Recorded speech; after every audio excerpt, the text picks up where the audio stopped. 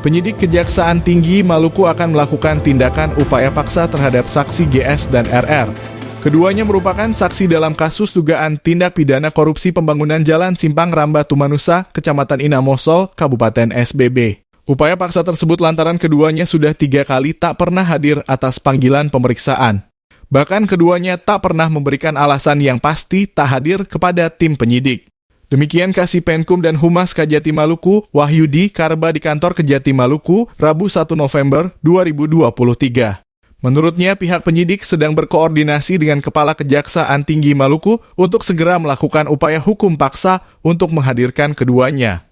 Kita sedang berkoordinasi dengan pimpinan dan rekanan lain untuk menjemput paksa keduanya. Kenapa demikian? Karena 3 kali surat yang dilayangkan tidak digubris sama sekali, ungkap Wahyudi. Dikatakan pihaknya berharap meski tak lagi menyurati keduanya bisa kooperatif dan mau memenuhi panggilan. Sudah 3 kali dipanggil untuk diperiksa tapi tidak pernah datang.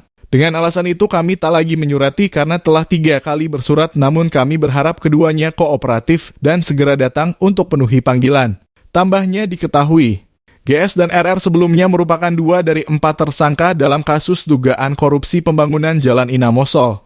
Namun keduanya bersama tersangka Jorie Sokota melakukan upaya pra-peradilan dan menang. Selanjutnya penyidik kembali melengkapi berkas ketiganya dan pada pekan kemarin 1 dari ketiganya telah ditetapkan sebagai tersangka usai dicecar penyidik.